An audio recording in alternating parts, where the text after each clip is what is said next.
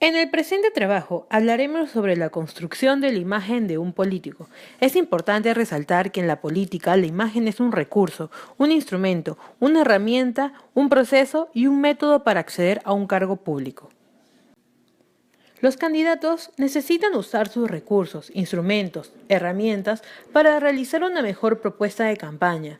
Esta va de la mano con la imagen política que necesitan construir, la que debe ser utilizada de la manera más estratégica, oportuna y eficiente.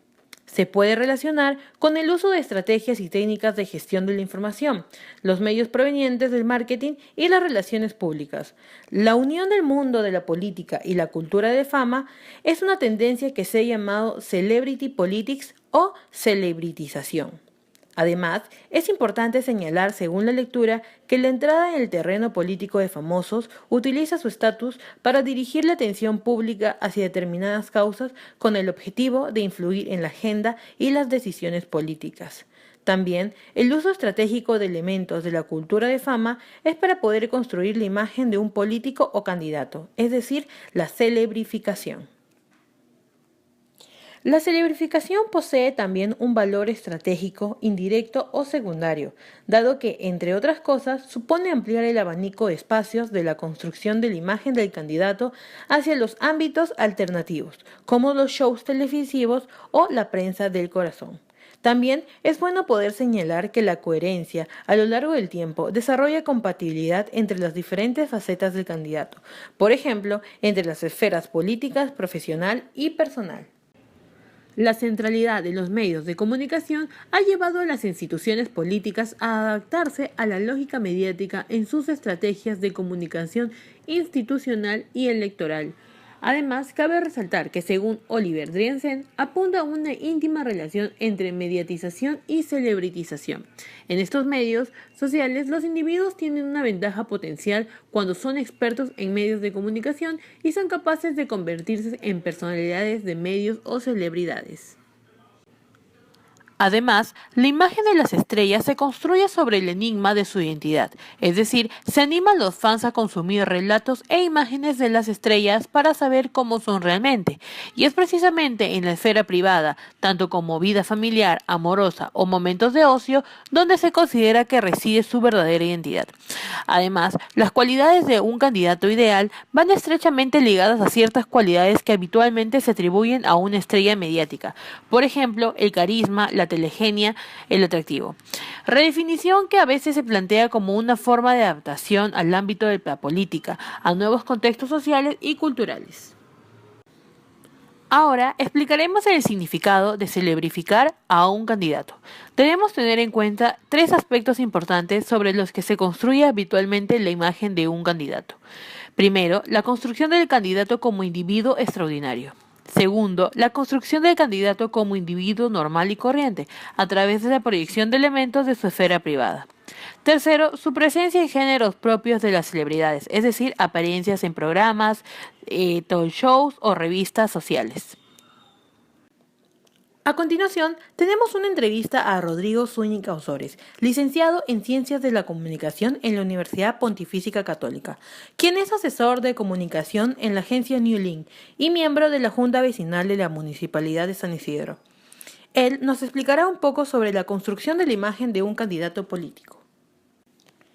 Como aclaró Rodrigo, la imagen política es un proceso necesario para lograr ser reconocido y alcanzar el objetivo que se busca en la campaña política.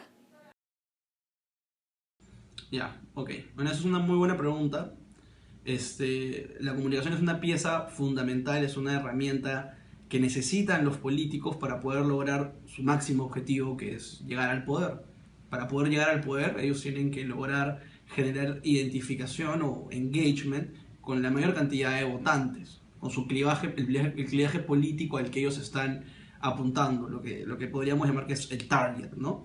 Entonces, la comunicación no hay que verla como un fin en sí mismo, sino como un instrumento que tiene que estar de la mano con una estrategia de relacionamiento en el cual se defina bien cuál es la imagen y el posicionamiento que el candidato quiere proyectar de la mano con su plan programático para que esté alineado y a su vez que responda a una necesidad pública que responda a cuáles son las demandas de la ciudadanía.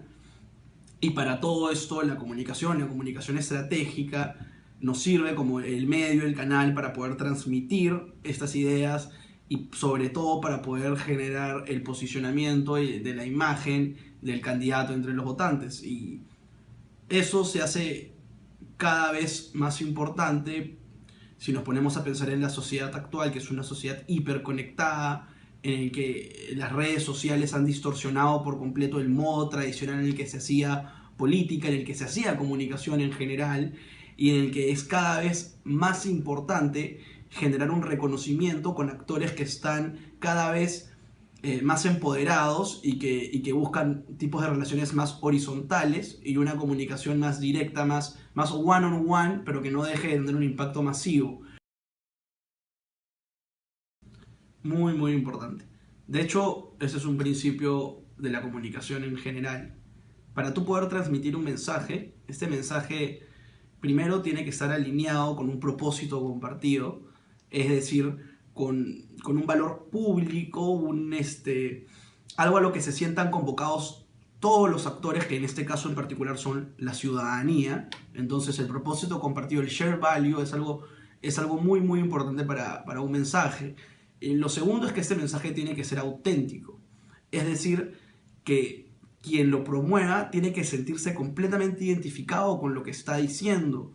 De otra manera, dado la transparencia que existe hoy en día en la sociedad, en esta sociedad que revisa todo, que está fiscalizando todo y en la que estamos como en un cuarto rodeado de vidrios en el que se permea con facilidad todos los puntos débiles y todas las fortalezas de los candidatos. Si ellos no logran articular un mensaje que sea auténtico, este no va a ser sostenible en el tiempo. No se van a sentir cómodos con ese mensaje que transmiten y va a terminar trasluciendo. Entonces es muy importante que el corazón del mensaje esté alineado con el propósito de nuevo compartido que hay y a la vez con el propósito del partido o el movimiento que este candidato impulsa. O al menos que él se sienta como candidato realmente identificado con esa estrategia de comunicación. Rodrigo, con respecto al caso de Alan García, que en su primer gobierno dejó una imagen desastrosa, ¿cuál es la estrategia que crees que le dio un valor agregado o la estrategia que le funcionó para ganar las elecciones en el 2006? Bueno, sí, el hecho de Alan García es un caso de estudio, ¿no? Todos los que hemos estudiado la historia del país y quienes la vivieron en ese entonces saben el daño económico, el daño material y moral que el primer gobierno de Alan García le causó a este país, ¿no? No solo el derrumbe de los partidos políticos tradicionales, sino la hiperinflación más alta en la historia republicana de nuestro país y un terrorismo que ya bordeaba la capital, sin tener en cuenta las grandes víctimas al interior del país. Como un individuo que llegó a colapsar las instituciones del Estado, la economía nacional y dejar a un país al borde de la muerte, logró ser presidente, ¿no? Esa es una muy buena pregunta que de hecho tiene muchas variables, pero desde el punto de vista de la comunicación nos deja una gran lección y es que todos podemos reinventarnos, ¿no? Pero en el caso de Alan García es un caso particular porque él hace un muy buen uso de la retórica, ¿no? Él sabe cómo articular un mensaje y el partido aprista supo bien cómo leer los cambios sociales y jugar mucho con el miedo, ¿no? Porque lo que no hay que dejar de lado es que él le ganó a la opción antisistema de Ollanta Humala. Entonces, llegar a este nivel de polarización ideológica con un miedo a la economía nacional y dejar a un país al borde de la muerte, logró ser presidente, ¿no? Esa es una muy buena pregunta que de hecho tiene muchas variables, pero desde el punto de vista de la comunicación nos deja una gran lección y es que todos podemos reinventarnos, ¿no? Pero en el caso de Alan García es un caso particular porque él hace un muy buen uso de la retórica, ¿no? Él sabe cómo articular un mensaje y el partido aprista supo bien cómo leer los cambios sociales y jugar mucho con el miedo, ¿no? Porque lo que no hay que dejar de lado es que él le ganó a la opción antisistema de Ollanta Humala. Entonces, llegar a este nivel de polarización ideológica con un miedo, digamos, palpable de un gran nivel de la población que prefiere votar por un candidato, no porque está a favor de ese candidato, sino porque está en contra del otro candidato, fue lo que permitió que Alan García tuviera éxito y lograra llegar a la presidencia, ¿no? Es un poco como el voto anti-Keiko que hizo que PPK lograra ganar las elecciones, ¿no? Estas son variables que influyen mucho en el comportamiento electoral de los votantes, ¿no?